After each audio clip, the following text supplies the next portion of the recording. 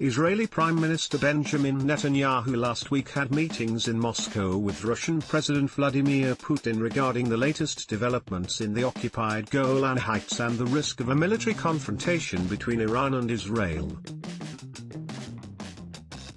Netanyahu's visit, on the day Russians celebrated the anniversary of victory over the Nazis, was significant and symbolic.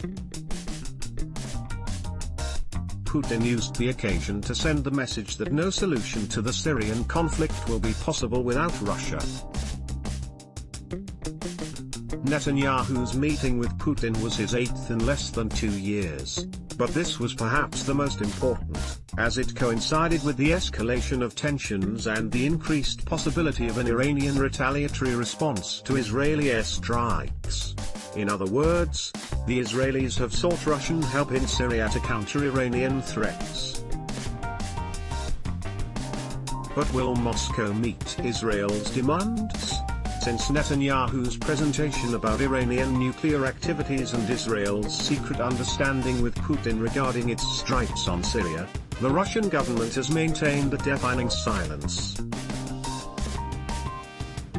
The Israel-Russia talks have not been overtly covered in the Russian media, as the visit coincided with many official activities, including the Victory Day celebrations. However, well-informed sources say that Israeli officials came to Moscow to smooth things over with their hosts as they don't want to see a dramatic turnaround in relations. Netanyahu reportedly asked Putin to intervene and persuade the Iranians to back down by not launching any further missiles on the Golan Heights. Thus the Israelis, though they have mounted strikes on Iranian and Syrian military sites on a regular basis, sought Russian intervention to prevent any future Iranian retaliation, which would fuel tension between Arabs and Israelis once the Americans move their embassy from Tel Aviv to Jerusalem on Monday. Israel should silence its weapons before asking for support from Russia. Maria Dubovicova. Putin is currently busy dealing with the American administration following its withdrawal from the Iran nuclear deal and how this will affect the de-escalation zones in Syria. The Russian president has informed Netanyahu he will resume talks with Washington vis-à-vis enforcing the de-escalation zone in southwestern Syria in order to avoid a direct clash between Israeli and Iranian forces near the Golan Heights. Netanyahu's visit to Moscow came after Jordanian Foreign Minister Ayman Safadi went to Sochi and met his Russian counterpart Sergei Lavrov to discuss recent developments close to Jordan's borders. Lavrov said afterwards, "Today we agreed to continue cooperation on this important issue both bilaterally and trilaterally, involving Americans and the monitoring center." In light of Netanyahu's efforts to convince Putin to contain Iran, the Russians are playing tactical and strategic games. Putin has reached a state of intransigence regarding Israeli double-dealing, roguishness and shenanigans when dealing with the Syrian conflict. He refused to schedule an appointment with Netanyahu in Moscow until it coincided with the Victory Day celebrations.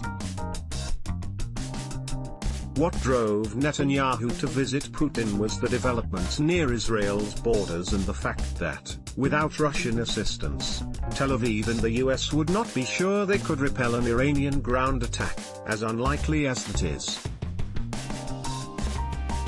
But Putin is aware of a rumored American plan to establish 3 new states in Syria.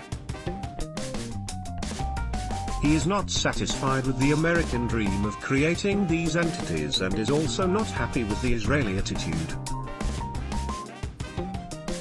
Putin warns Netanyahu during their meeting that, if the Syrian opposition was to be given artillery, armored or four-wheel drive vehicles, or man-portable air defense systems, he would approve giving the S-300 and other advanced arms to Damascus.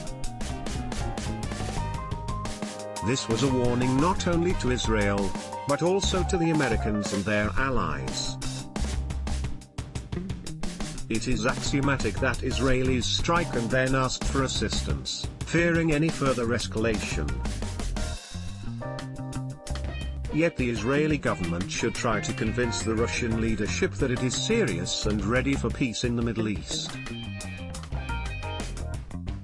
That is the only way to end the dispute and to escalate tension along Syria's borders with Israel, Jordan, and Lebanon.